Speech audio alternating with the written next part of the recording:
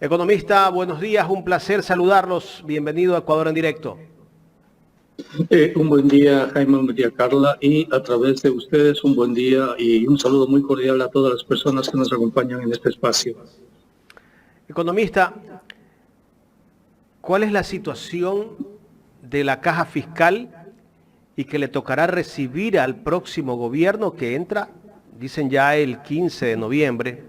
¿Cómo va a enfrentar tal vez el fenómeno del Niño? Dicen que algo de financiamiento hay para ese fenómeno natural que se avisora que va a ser bastante fuerte acá en nuestro país. En realidad, la situación de la caja fiscal, economista, bienvenido. Muchísimas gracias. Bueno, la caja fiscal, como tú lo denominas, tiene que ver con la política fiscal. Y la política fiscal está definida básicamente en la Constitución, en el Código Orgánico de Planificación y Finanzas Públicas y en las recientes reformas que se han hecho, sobre todo en el gobierno de Lenín Moreno y el gobierno de Lasso, a este Código Orgánico de Finanzas Públicas. Entonces ahí hay algunos problemas en la posibilidad de disponer recursos para, por ejemplo, afrontar fenómenos como el fenómeno del Niño.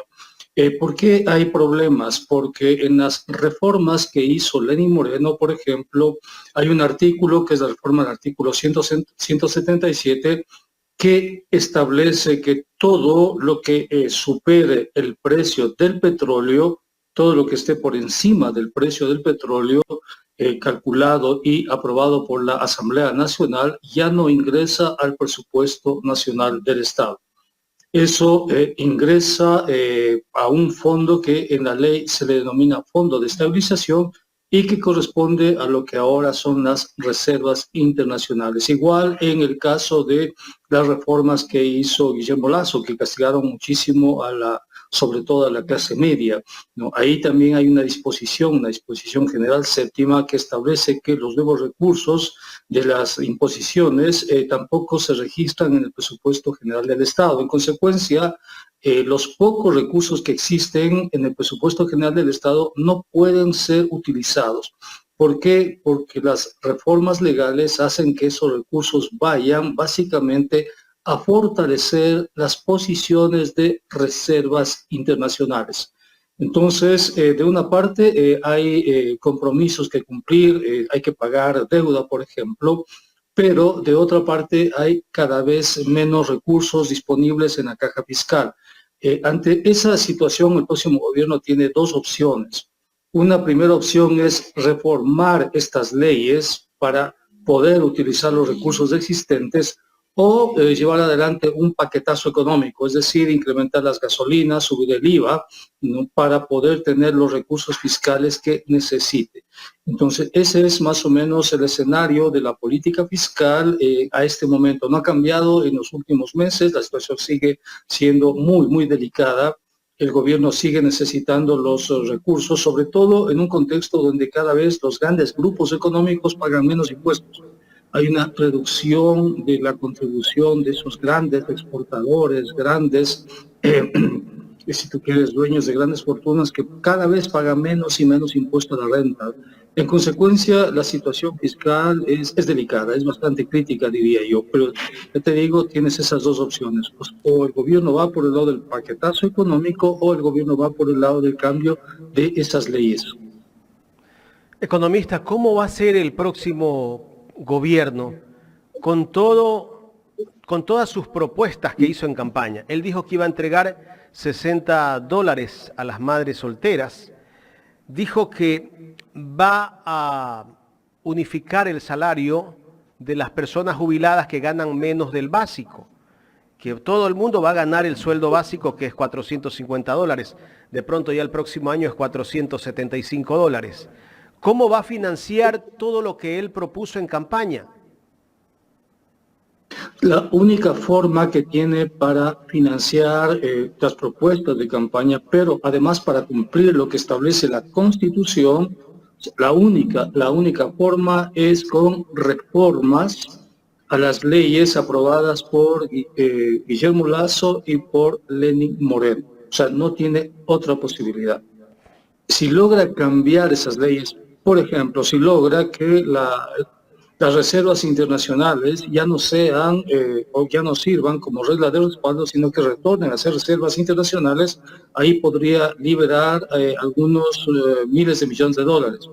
Si logra, por ejemplo, que los grandes grupos económicos paguen la contribución del impuesto a la renta que les corresponde, entonces ahí podría también tener un espacio fiscal, ¿no? Pero si no hace eso, si no cambia esas leyes, la única posibilidad que le queda al gobierno es o no cumplir con nada de lo que le dijo a la gente que iba a hacer y seguir administrando la crisis tal como está sucediendo en este momento, o ir por el lado de un paquetazo económico.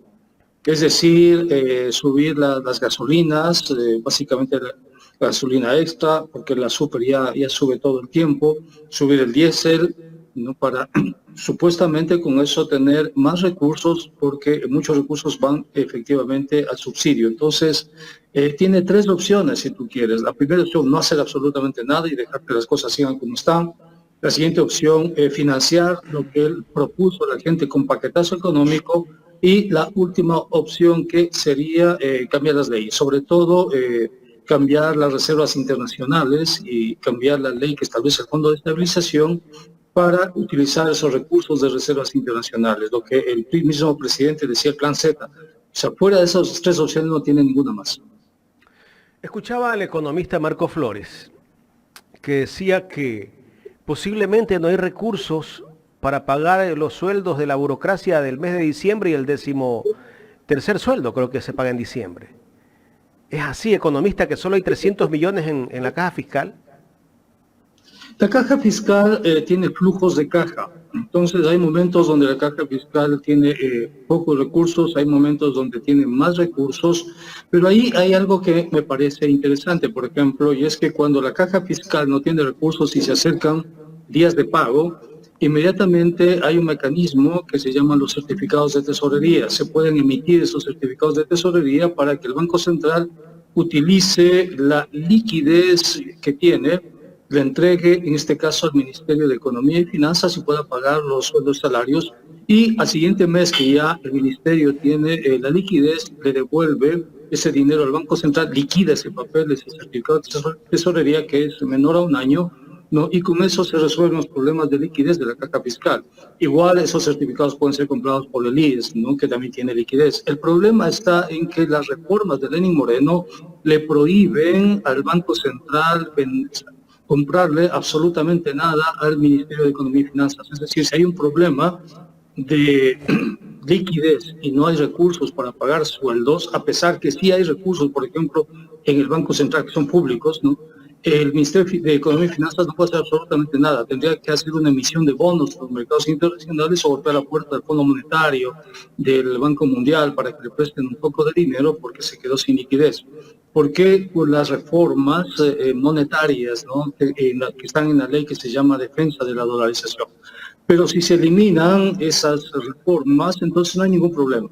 Si la caja fiscal se queda sin liquidez, inmediatamente el ministro emite certificados de tesorería para un mes, mes y medio, hasta que tengan los recursos correspondientes, y el Banco Central pone a disposición los recursos que tiene y se cumplen sin ningún problema las necesidades de liquidez.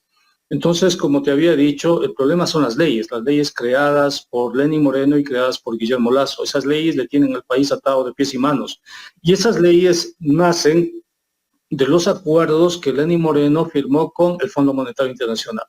Esas leyes corresponden a ese programa, se llama así, Programa de Consolidación Fiscal y Reforma Estructural establecido por el Fondo Monetario Internacional y que se firmó en septiembre del año 2020.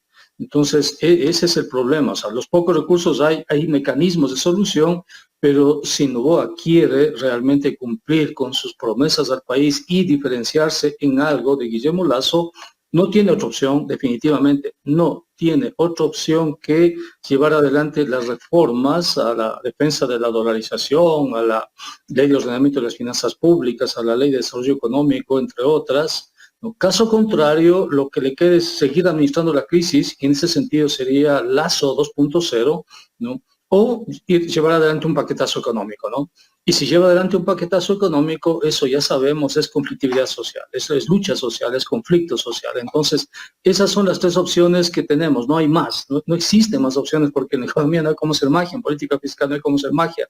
Lo otro sería mentirle a la población, o sea, crearle falsas expectativas. ¿Cuáles son esos escenarios? No hacer absolutamente nada, porque no tiene recursos. Dos, empezar a hacer algo, pero para financiar eso tendrá que adoptar una medida de paquetazo económico. O tres, cambiar las leyes neoliberales de Lenín Moreno y Guillermo Lasso. Esas son las opciones que tiene el presidente electo Daniel Noboa. Economista, yo escuchaba el otro día al presidente de la República que dice que deja una economía estable y una democracia estable.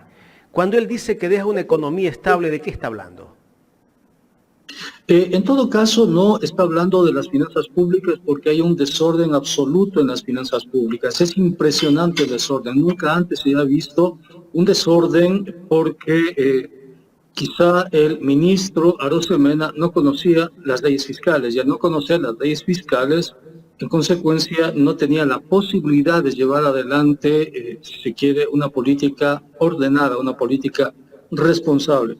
Solo pongo un ejemplo del desorden de las finanzas públicas para que los ciudadanos puedan entender la improvisación, el absoluto desorden con el que se manejaron las finanzas públicas, ¿no?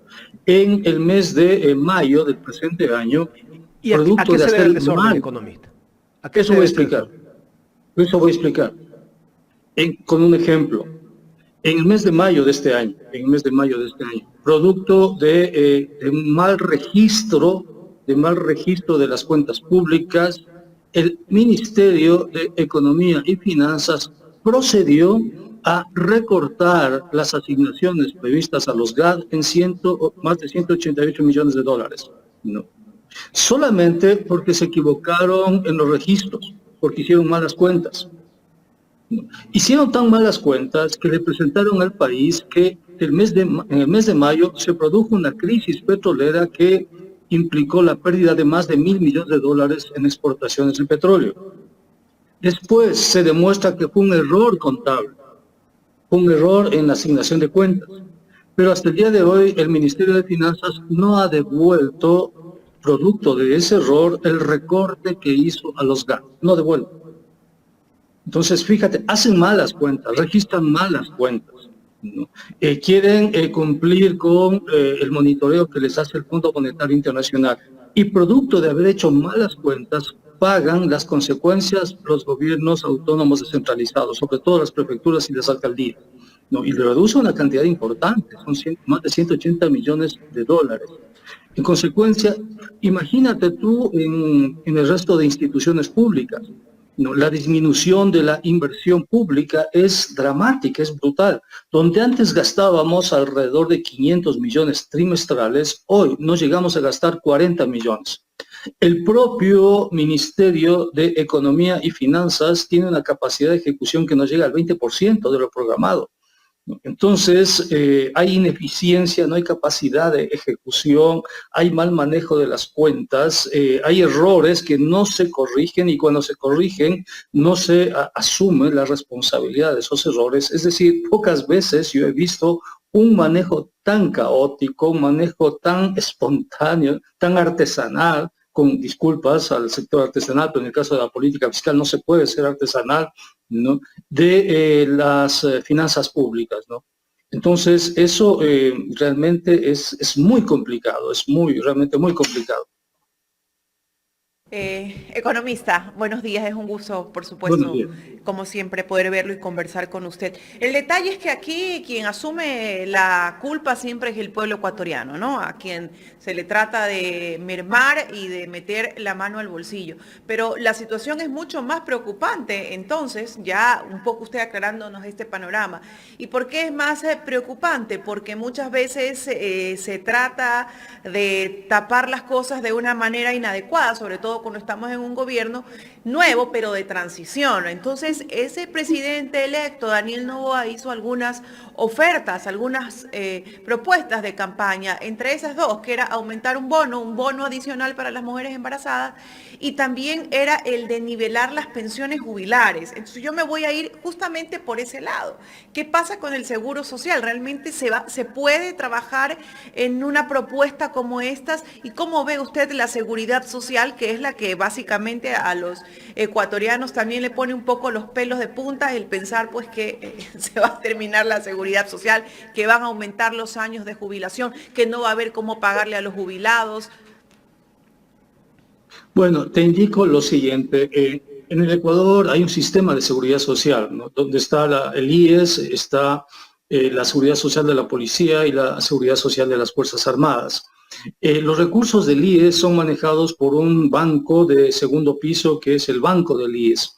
El IES tiene dos tipos de inversiones, inversiones privativas e inversiones no privativas. Entre las no privativas tiene que ver la compra de bonos o papeles de renta fija en los mercados de bolsa de valores.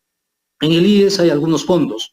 El más importante es el Fondo de Salud Individual y Familiar, después viene el Fondo de Invalidez, Vejez y Muerte, después viene el Fondo de Cesantía, después viene el Fondo de Riesgos del Trabajo. Sumados los diferentes fondos del IES que están a disposición del manejo presupuestario del IES, hacen una cantidad importante, más o menos en activos, representan 43.000 millones de dólares. Para que tengas una idea, el banco más grande del país es el Banco del Pichincha, con una cartera de 8.500 millones de dólares. El BIES es alrededor de 5 veces más grande que el Banco del Pichincha. Es un monstruo, es enorme, ¿no? Empero de ello, por ejemplo, te pongo un ejemplo, todo el servicio de salud del IES. El servicio de salud del IES tiene un presupuesto de alrededor de unos 3.200 a 3.300 millones de dólares para este año. Pero el fondo de salud alcanza los 14.000 millones de dólares. Entonces, con una buena gerencia, tú puedes, por ejemplo, liquidar algunos papeles del fondo de salud e invertir esa liquidación de esos papeles para incrementar, por ejemplo, los recursos para el sistema de atención en salud del IES, ¿no? De tal manera que ya no tengas retrasos, tengas una mejor atención. Entonces, lo que tú tienes en el caso de los hospitales del IES y los subcentros del IES, una especie de ineficiencia programada. O sea, todo está hecho para que sea ineficiente, pero ineficiente de manera intencional. ¿Para qué? Para que la gente se resienta del IES y acuda con su dinero a contratar empresas aseguradoras de salud privada. No, seguros privados de salud que están creciendo de una manera importante, que además no son regulados por la Autoridad Sanitaria Nacional. Las empresas aseguradoras de salud humana, BMI, etcétera, no son reguladas por el Ministerio de Salud, son reguladas por la Junta de Política y Regulación Financiera, para que veas el desorden de toda la legislación. Entre ellos también está el Fondo de Invalidez, Vejez y Muerte. El Fondo de Invalidez, Vejez y Muerte paga las pensiones jubilares. Es un fondo que tiene solo en activos alrededor de 11.000 millones de dólares. Es este fondo el que fue atacado por el gobierno de Lasso y por el representante del gobierno de Lasso, una comisión ad hoc que se formó para la reforma del IES, encabezada por el señor Augusto de la Torre. Entonces, ellos presentaron un esquema que no corresponde a la realidad. ¿Por qué? Porque ese fondo de invalidez, vejez y muerte es un fondo, se llama mixto. ¿Qué significa que se llame mixto? Significa que las pensiones se pagan producto de tres determinantes, si se quiere. El primero tiene que ver con el aporte de los trabajadores en activo, que es el modelo universal, se llama modelo de reparto. El siguiente tiene que ver con la generación de utilidades del BIES. Esas utilidades van a, si tú quieres, a este reparto de las pensiones jubilares. Y la tercera es el aporte que el Estado hace a las pensiones jubilares. Por eso es un sistema mixto. No es un sistema como en otros países, donde los trabajadores en activo financian a los trabajadores en pasivo. Aquí no. Aquí existen esos tres determinantes. La suma de estos tres es el que paga a las pensiones jubilares. Ahora bien, sí se puede llevar adelante, por supuesto, ¿no? Y no necesariamente se descarga toda la responsabilidad en el aporte del Estado, ¿no? Para incrementar las pensiones jubilares. El propio IES, con sus técnicos, con operaciones financieras, puede pagar sin mayor problema lo que le signifique el incremento de las pensiones jubilares para igualar al salario mínimo, que además está en la ley. ¿Cuál es el problema? El problema es la ineficiencia programada. Entonces, de la misma manera que... Economista, perdón que lo Sí, interrumpa. Perdón que lo interrumpa un sí. poco para dejar clara. En base a esa explicación, o sea que corrigiendo ese manejo y buscando el resto de las líneas, ¿sí se podría nivelar esa pensión de esa propuesta? Por supuesto, ¿Sí? mira, es lo mismo que en los hospitales. Si se destinan los recursos necesarios que sí existen, o sea, no es que el IES tiene que pedir prestado a nadie, el Fondo de Salud del IES tiene 14.000 millones y solo utiliza 3.200 millones para el fondo de 3.300 más o menos para la atención en salud. Si el IES decide utilizar $1.000 millones más para en salud, por ejemplo, para todo lo que significa consulta externa, todo lo que significa homologación de protocolos, para evitar las derivaciones a hospitales privados, que es un drenaje de recursos importantes, ¿no? Para dotar de las tecnologías y los fármacos necesarios, la atención del IES sería una atención de primera. Están los recursos ahí. O sea, hay dinero ahí. Te digo, hay más de 14.000 millones de dólares, ¿no? Pero solo tienen acceso a 3.000 millones y los remanentes, que son 100, 200 millones. ¿Por qué? Porque el director del IES no ordena, a través de las entidades respectivas, la liquidación de algunos papeles que están invertidos del Fondo de Salud para que se liquiden esos papeles y con esos recursos mejorar la atención de salud. En consecuencia, en la atención de salud, tú tienes ahí un proceso de ineficiencia programada. O sea, toda la ineficiencia que el usuario, el afiliado del IES, sufre es programada, es intencional, está hecha a propósito. ¿Para qué? Para permitir el funcionamiento de un mercado paralelo que es el mercado de las aseguradoras privadas en salud, ¿no? Entonces, mientras más ineficiente sea el IES, ¿no?, mayor posibilidades hay de que el mercado de las administradoras privadas en salud se fortalezca. Por eso es la ineficiencia del IES. No porque no tenga recursos, no porque haya que intervenirlo, no por la manipulación que hacen los grandes medios de comunicación, que el IES está a punto de colapsar. Lo mismo pasa en el Fondo de Invalidez, Vejez y Muerte. Exactamente lo mismo.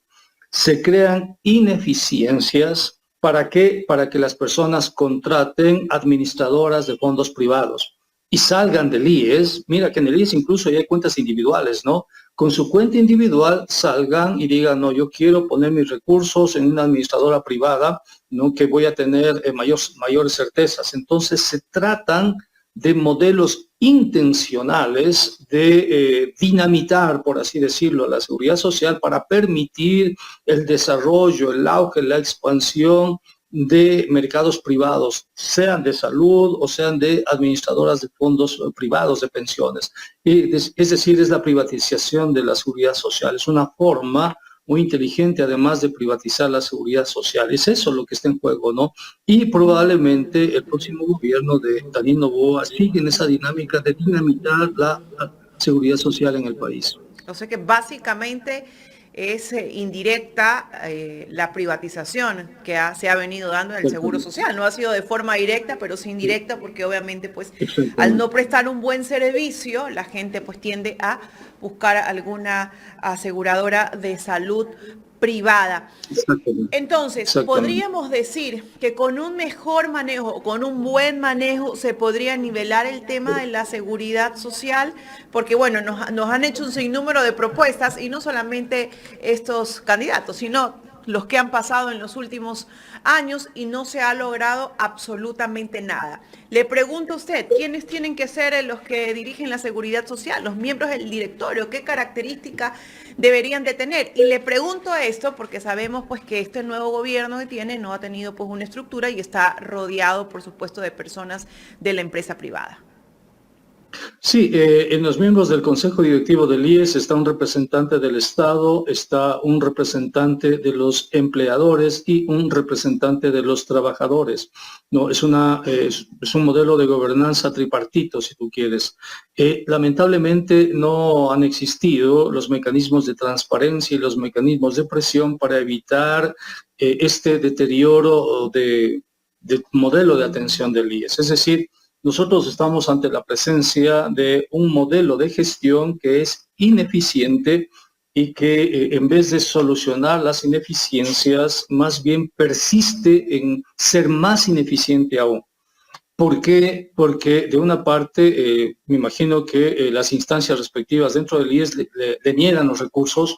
De pronto, los directores de salud del IES piden recursos, pero se les niega, se les dice que no hay recursos.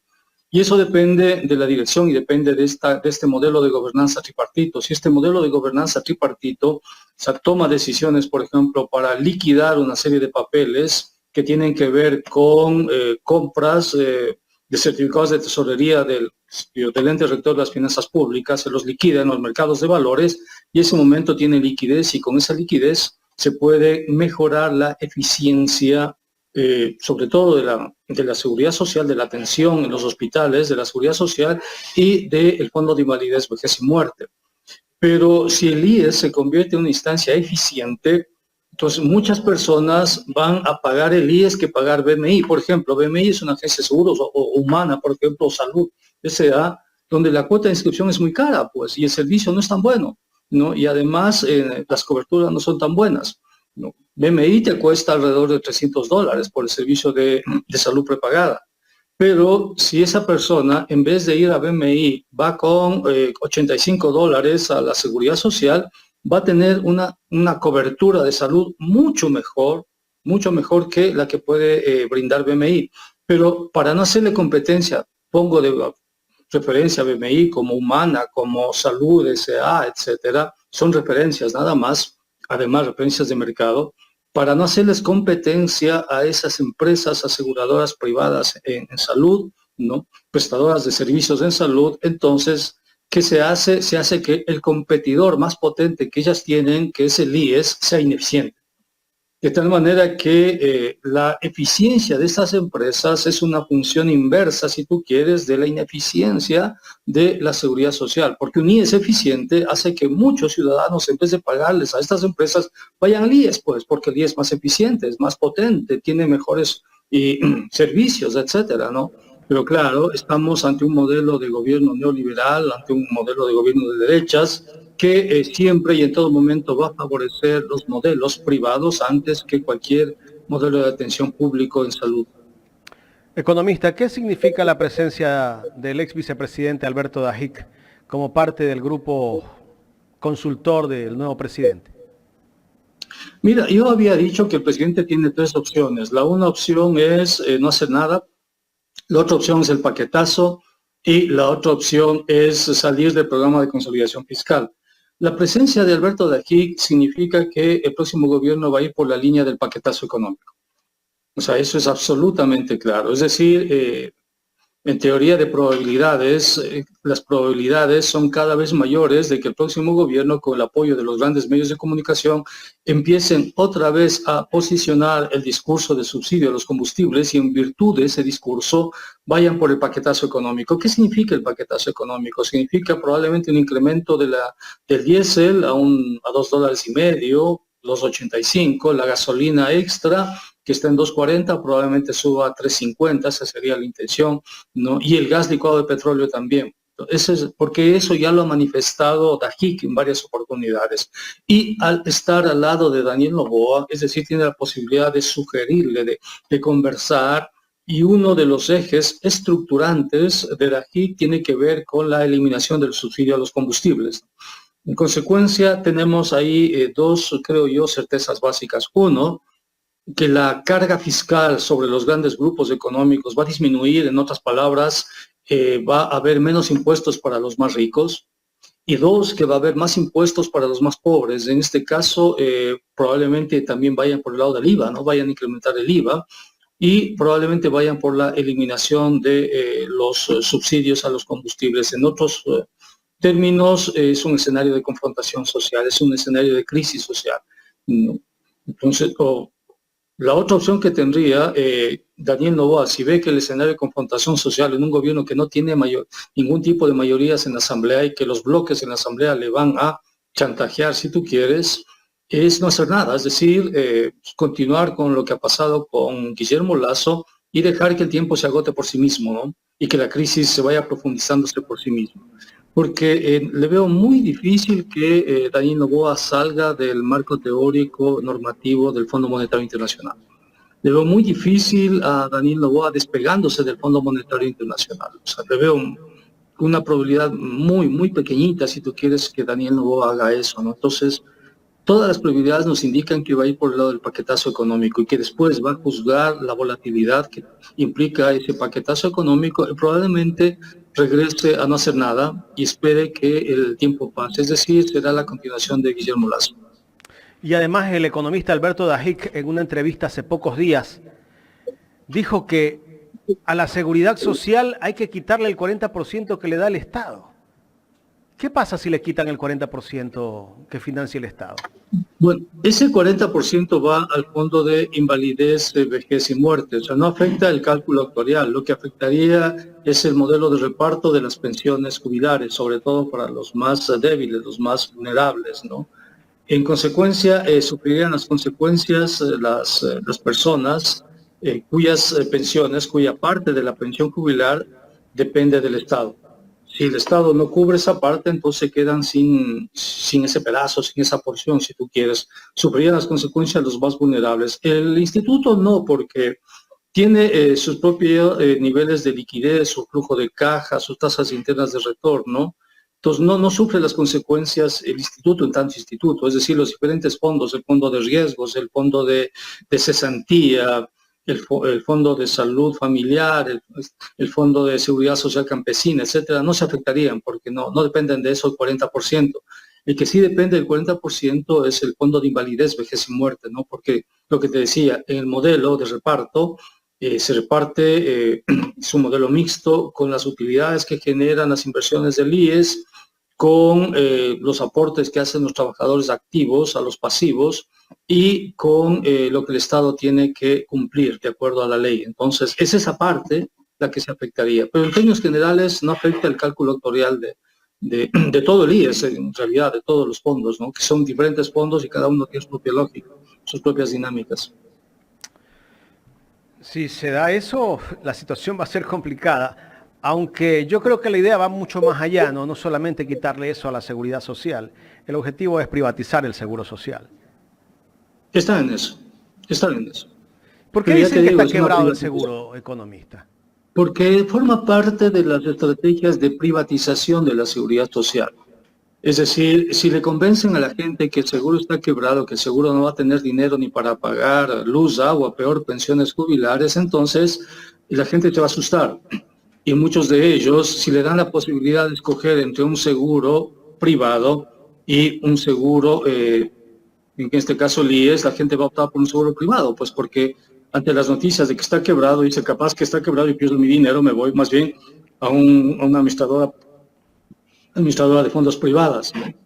O igual en el caso de la salud, si yo tengo que contratar un seguro social para la salud, un seguro de salud, hay algunos que piensan en el IES, ¿no? Y pagan alrededor de $80 que cuesta, $85 que cuesta la afiliación voluntaria. Pero la inmensa mayoría se va por las empresas privadas, pues va por el lado de BMI, lo que te decía, BMI, Salud S.A., Humana, hay un montón, ¿no? Hay un montón de empresas, ¿no? De aseguramiento privado. ¿Por qué? Porque la principal competencia que ellos tienen, que es el IES, está muy mal, pues. O sea, tiene muchas ineficiencias y al tener muchas ineficiencias, entonces la decisión de los consumidores va por aquellos que les da mayor, si tú quieres, seguridad, que son las, en este caso, las prestadoras privadas de servicios de salud. Economista, el presidente Daniel Noboa dice que es de centro izquierda, pero con las personas que se está rodeando el presidente Noboa, parece ser que no es de centro izquierda. Definitivamente. Lo que pasa es que las elecciones le permiten a los políticos, sobre todo, ampliar su discurso independientemente de una especie de principio de realidad, ¿no? El actual presidente Daniel Noboa puede ser que él se sienta de centro izquierda, o sea, nadie le discute eso, pero su gobierno, sus intereses no tienen absolutamente nada que ver con la centro izquierda.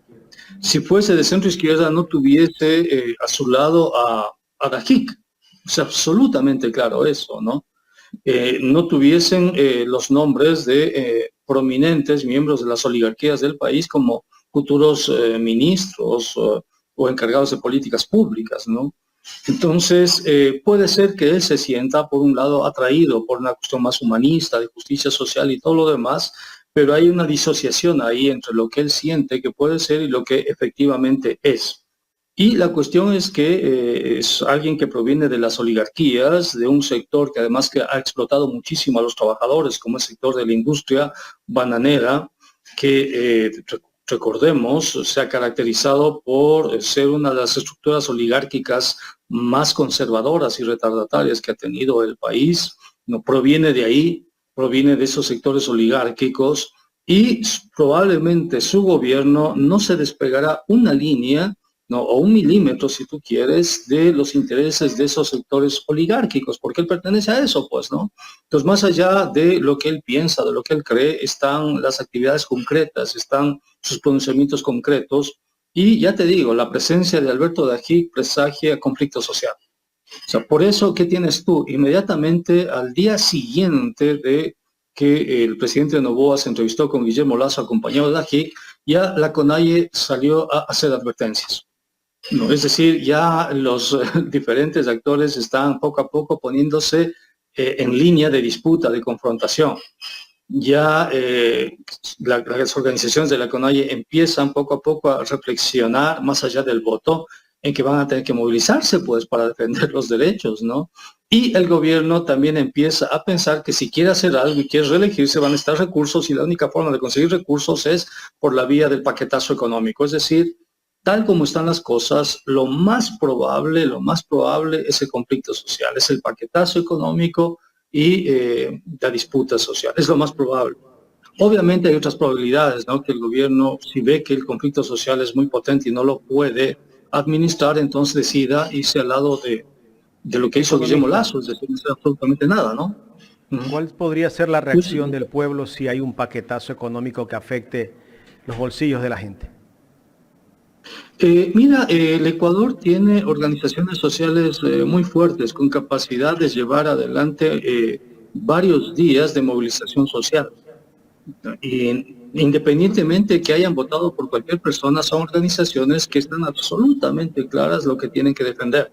Y ellos saben que la defensa, en este caso de los subsidios, es una defensa de la redistribución del ingreso. O sea, no se pierden en eso.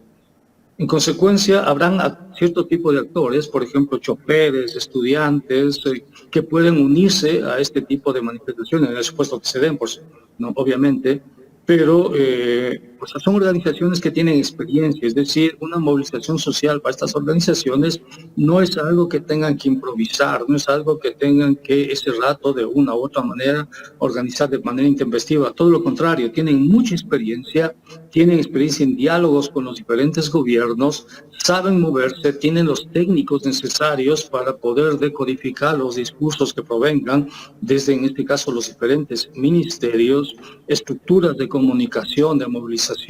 Son actores potentes, son actores muy, muy fuertes, muy potentes, que no obedecen a la lógica, si tú quieres, de las elecciones.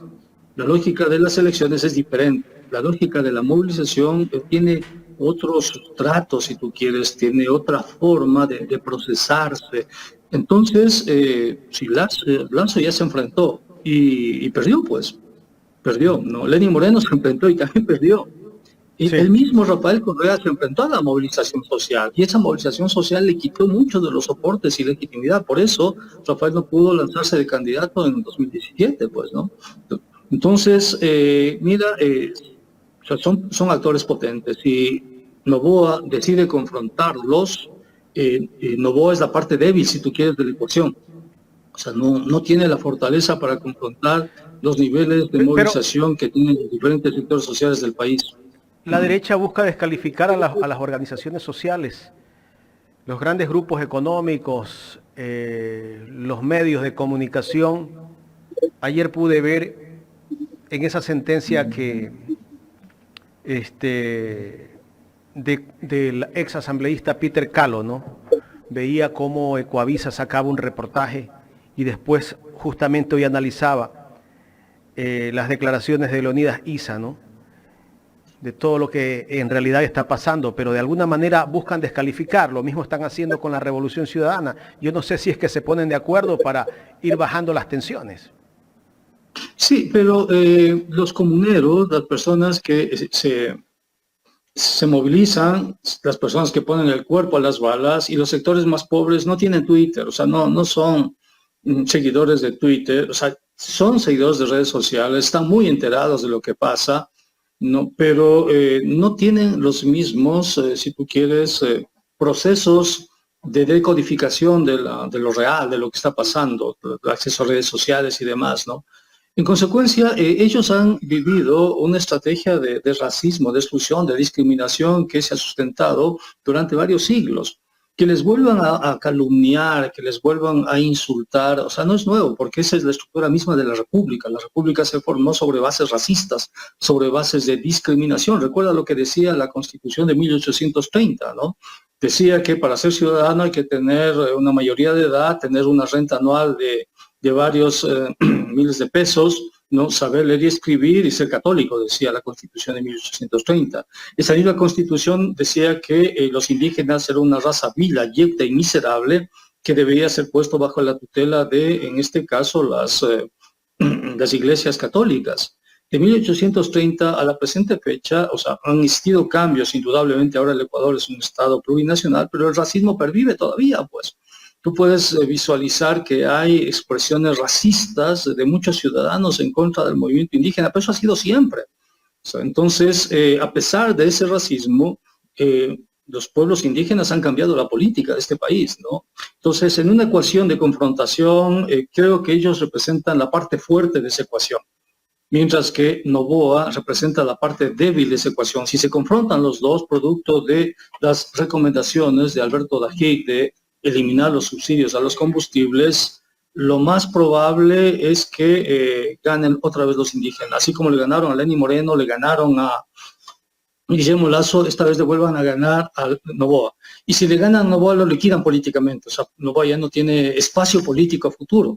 Entonces, por eso te digo, le veo muy difícil que Noboa entre en confrontación con las organizaciones indígenas, porque pueden hacer lo que quieran, les pueden denigrar, insultar y todo lo demás, pero eso no quita, no resta su capacidad organizativa, su fuerza política, o sea, no les resta 1 milímetro. O sea, Teleamazonas, Ecoavisa, La Hora pueden publicar todo lo que quieran, pero eso no afecta en lo más mínimo la capacidad de movilización que tiene, la fuerza política que tienen estas organizaciones y su capacidad de atraer aliados de diferentes sectores sociales. En consecuencia, si producto de esas recomendaciones de Dajic al presidente Noboa, Noboa comete el error de hacerle caso a Dajic y entra en confrontación, o sea, más allá del apoyo de Ecoavisa, Teleamazonas, etcétera, lo más probable es que en esa confrontación pierda Noboa, porque no tiene la fortaleza, o sea, ya te digo, es la parte débil de la ecuación.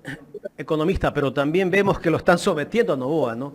Hemos visto a los que pertenecen a Construye, movimientos provinciales, algunos asambleístas que han sido electos, que están condicionando a Noboa, que si él no se alinea a ellos, pues va a tener una situación bastante difícil dentro de la asamblea.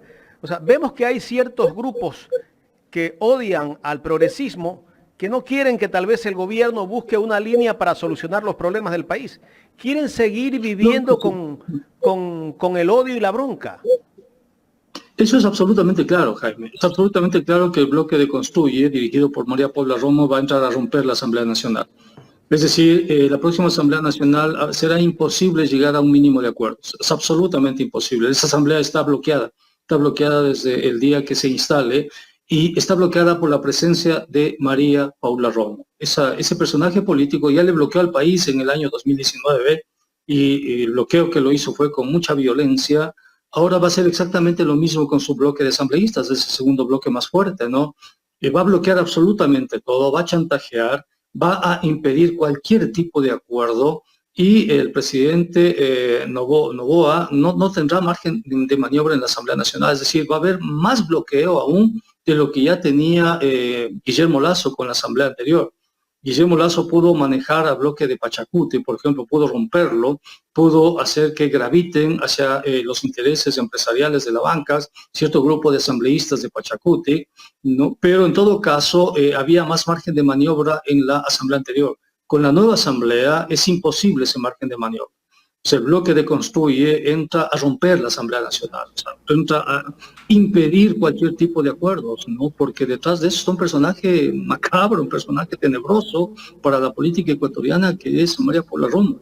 Entonces, pensar que con la próxima asamblea hay posibilidades de acuerdos es una utopía, es imposible, será más difícil, por no decir casi imposible, que se lleguen a algún tipo de acuerdos y será peor en ese sentido que la asamblea que se eliminó por la muerte cruzada. Economista, el presidente electo Daniel Noboa ha viajado a España, Italia, también va a pasar por Estados Unidos, por diferentes temas, pero uno de esos temas en materia económica es buscar inversionistas para el Ecuador. ¿Usted cree que logre atraer esos inversionistas? Porque el país no es que tenga seguridad jurídica en estos momentos.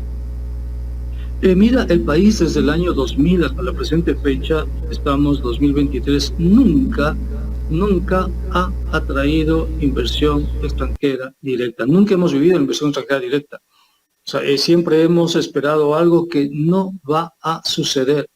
El único periodo en el que hubo inversión extranjera fue en el año 2001, ¿no? ¿Por qué? Porque se estaba construyendo el oleoducto de crudos pesados.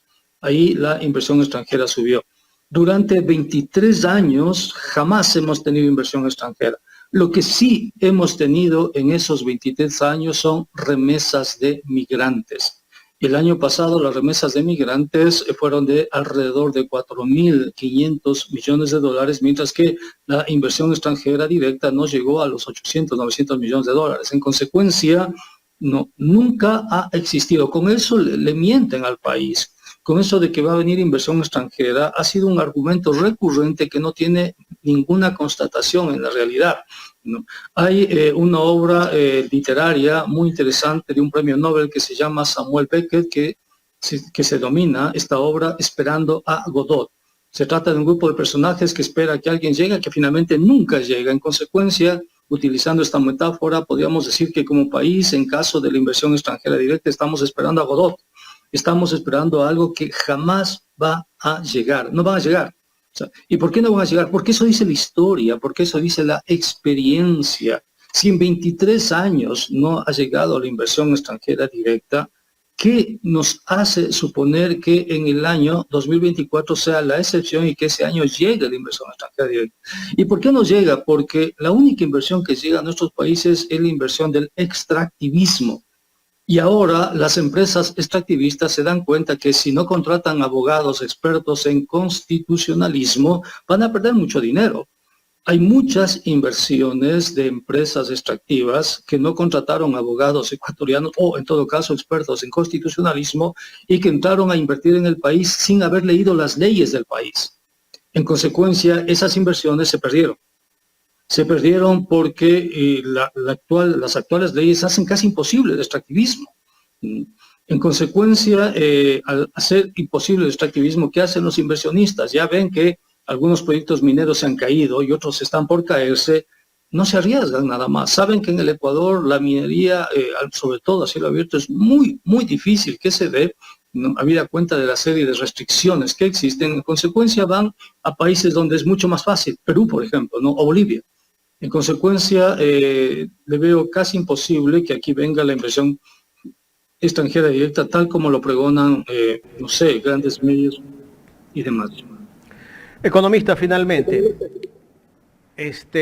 ¿a cuánto asciende la deuda externa que deja el gobierno de Guillermo Lasso?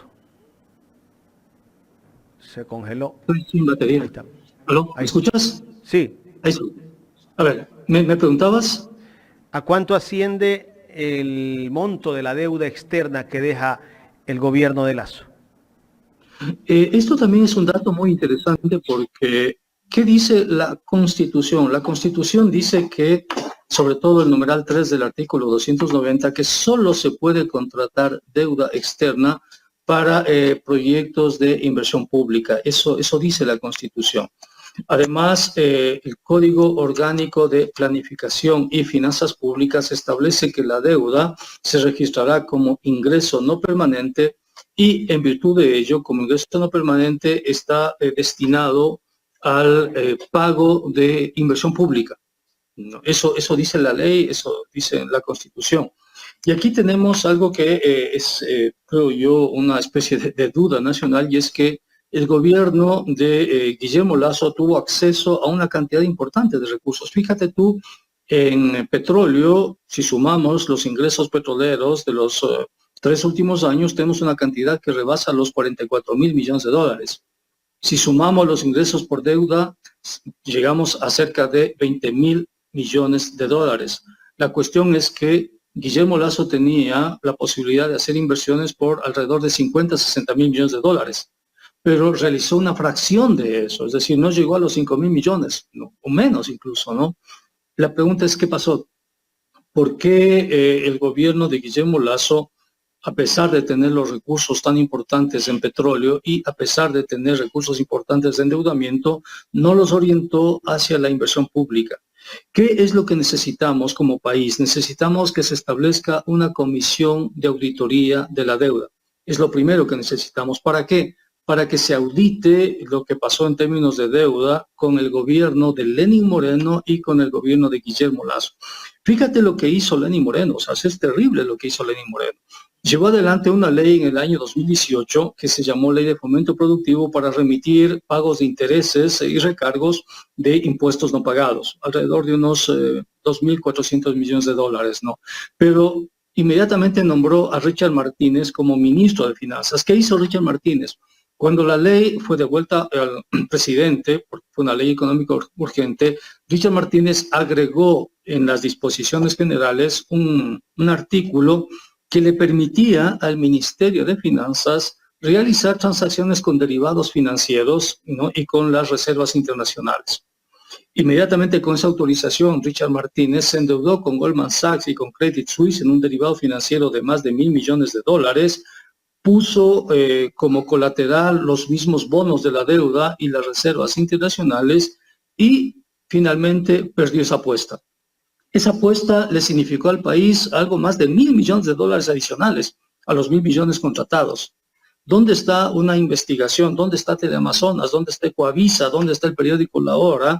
Para saber qué pasó con esa negociación de Goldman Sachs. ¿Por qué el país perdió 1.000 millones de dólares? ¿No? Y fíjate el premio que le dieron a Richard Martínez. Richard Martínez, después de haberle hecho perder al país 1.000 millones de dólares, fue a trabajar directamente en el BID, pues.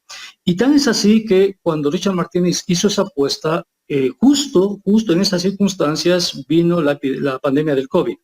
Cuando viene la pandemia del COVID, teníamos que pagar esos 1.000 millones a Goldman Sachs y estábamos entrando en lo que se llama riesgo de default. Producto del riesgo de default, el riesgo país en el mes de marzo-abril del año 2020 se elevó a 6.000 puntos de la noche a la mañana, porque estábamos a riesgo de default. Y en un riesgo de default podía incluso un riesgo de la dolarización. Es decir, Lenín Moreno nos llevó un paso al abismo casi, un poco más y entramos al abismo y se caía la dolarización. ¿Qué hizo Lenín Moreno? Se asustó, Richard Martínez también se asustaron e inmediatamente llamaron al Fondo Monetario Internacional. Y les dijeron a los tenedores de bonos de la deuda, sí, no tengo dinero para pagarles, pero si ustedes renegocian conmigo, yo les voy a pagar. ¿Qué hicieron los tenedores de la deuda con el apoyo del Fondo Monetario? Renegociaron la deuda y la incrementaron el doble. Teníamos que pagar 17.000 millones hasta el 2030, hoy tenemos que pagar cerca de 40.000 millones al 2040. Duplicaron esa deuda, emitieron nuevos bonos y firmaron un nuevo acuerdo con el Fondo Monetario que les dio inmediatamente 6.500 millones de dólares, la cifra más grande jamás acordada por el Fondo Monetario al Ecuador. ¿Por qué? Porque estábamos cerca del default. ¿Dónde está esa investigación? ¿Dónde está la comprensión de ese proceso? No existe, o sea, no hay. ¿no? Igual el acuerdo con el Fondo Monetario que se firmó, que es el acuerdo más radical de cuantos acuerdos se hayan firmado del Fondo Monetario con cualquier país del mundo, incluso los países africanos. Nunca el Fondo Monetario ha sido tan drástico, si tú quieres, como lo fue con el Ecuador en septiembre del año 2020. ¿Dónde está esa evaluación, esos programas? ¿Por qué esa no fue parte de la discusión de los candidatos? ¿Por qué la Revolución Ciudadana, a pesar de tener un potente bloque de asambleístas, nunca puso en el debate de discusión este tipo de cuestiones, ¿no? Entonces puedes ver que las cosas son más complicadas de lo que parecen, estimado Jaime. Economista, para cerrar, ¿quién debe auditar la deuda? Porque resulta que entró Lasso, nunca hizo nada, nunca dijo nada sobre la situación de la deuda que dejó Moreno, y seguramente el gobierno que entre tampoco lo va a decir. ¿Por qué el sigilo? Tiene que hacerlo la sociedad ecuatoriana. Los mecanismos pueden ser una comisión auditora desde la función de transparencia y control social. No entiendo, por ejemplo, que se han desgastado tanto tiempo en nombrar el contralor, en los concursos, pero en los temas importantes, la función de control y transparencia debería haber realizado una evaluación del Fondo Monetario, de los programas, y una evaluación y una comisión auditora de la deuda. Nunca lo hizo. O sea, nosotros vemos ahí que el país se desgasta en discusiones inútiles y lo más importante se deja a un lado, ¿no? Igual, Revolución Ciudadana tenía un bloque mayoritario en la anterior asamblea y tiene un bloque mayoritario en esta asamblea. Puede con ese bloque mayoritario proponer la conformación de una comisión auditora. Incluso ellos podrían formar una comisión auditora de la deuda, ¿no? No lo han hecho. El anterior contralor, Pablo Celi, hizo una comisión auditora de la deuda, ¿no? Que no tenía carácter vinculante, ¿no? Pero carácter de consulta, ¿no? Pero no hay ninguna institución que pueda hacerlo. La misma sociedad, las universidades pueden hacer una comisión auditora de la deuda, pero las universidades están concentradas en que no les quiten presupuesto y que sus investigadores hagan papers intrascendentes, que no sirven para nada. Economista, entonces, pero... Hay un bloqueo social, ¿sabes? Hay un bloqueo institucional fuerte ahí. Si una universidad hace eso, la Contraloría le cae encima. Efectivamente, lo puede hacer. El sistema de universidad. Pero las consecuencias serían la destitución del rector. Claro, pero claro, el rector tiene miedo de que si hace eso le puedan poner en la mira y salga. Entonces, cada cual defiende su pequeño espacio de poder, no arriesga esos pequeños espacios de poder. Y al no arriesgarlos, el país elude las discusiones fundamentales. Fíjate tú, no hay una evaluación del programa de consolidación fiscal del Fondo Monetario. Y es lo que estamos viviendo ahora, es el centro medular de todo lo que pasa, ¿no?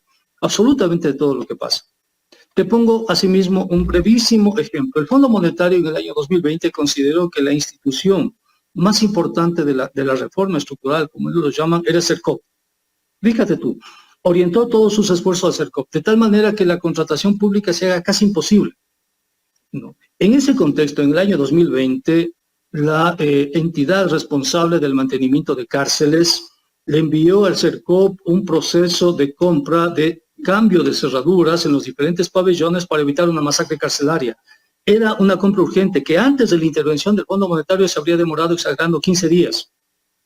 Después de la intervención del Fondo Monetario, el CERCOP se demoró 6 meses en la apertura y en el proceso del cambio de cerraduras en los pabellones del sistema penitenciario del país. ¿Qué pasaron esos 6 meses? Se produjeron más de 2 masacres carcelarias. Si el CERCOP hubiese actuado de manera diligente, habríamos evitado esas masacres carcelarias.